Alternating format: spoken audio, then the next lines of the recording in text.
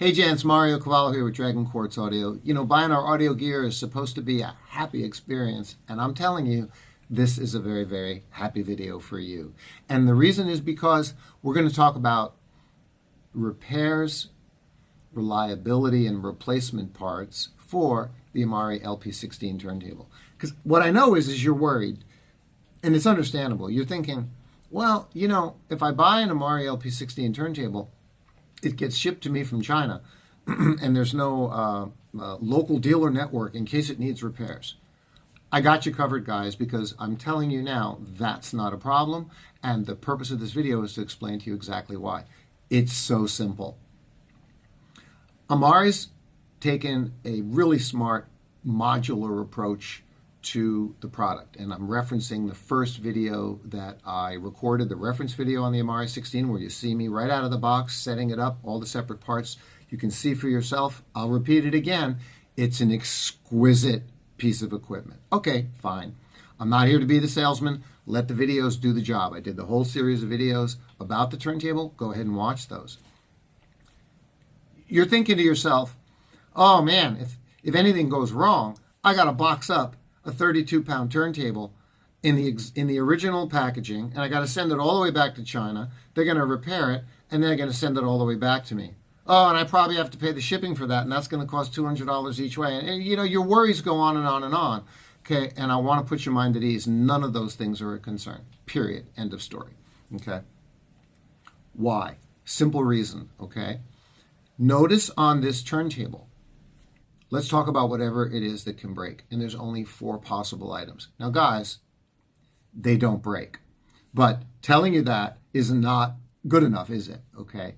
You know, Amari Tech lets me know that their designs are very well built and they rarely have breakdowns. But you're worried you're going to be the unlucky one, right? And so I understand that. We want to address it. Okay. Guys, whatever part breaks is an individual light part, and that light part gets shipped by me out to you, and all you have to do is swap it out, replace it. So there's no repair, there's just replacement. Now let's go through the 4 parts where that's possible, okay? See how straightforward it is? So again, I'm putting your mind at ease. This is not something for you to worry about. Let's start with the number 1 concern, okay? What is the most sensitive item on a turntable? And that's the tone arm. Okay.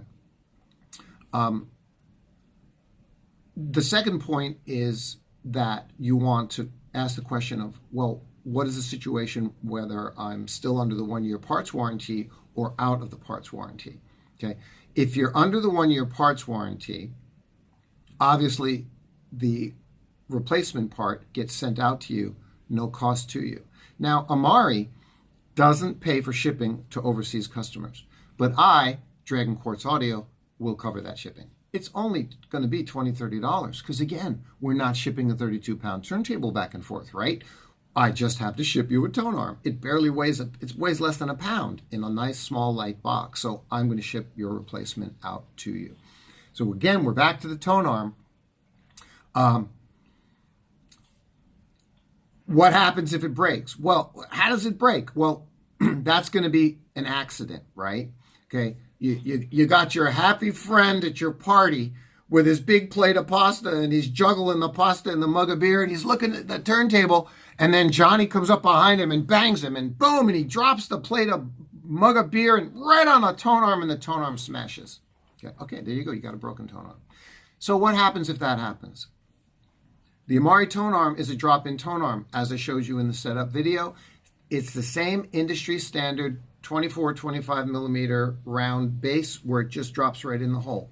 Okay, it's that simple to replace it. Okay, you could put a Riga RB330 tone arm. You could drop it in. You could drop in a $6,000 Reed tone arm. You see, it's a standard industry tone arm.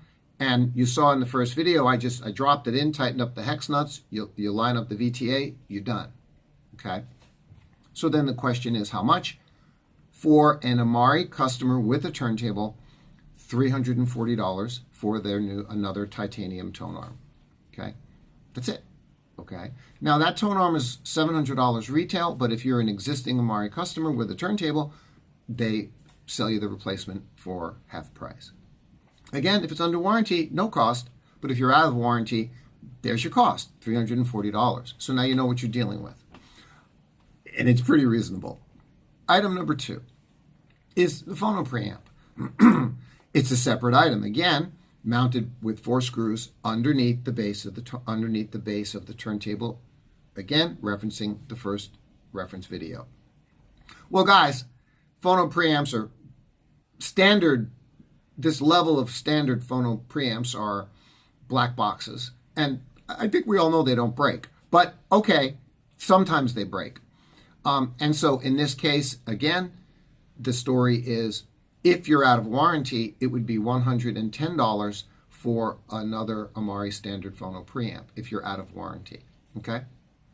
But actually, if I was you and I was overseas and somehow the Amari standard phono preamp on the LP16 broke, just go out and replace it with a Shitmani or a Fozzy X5. I did a previous video.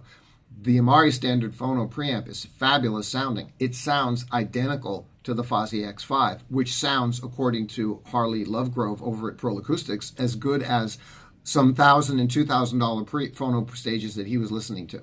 So you see, you don't have a problem if the phono preamp breaks.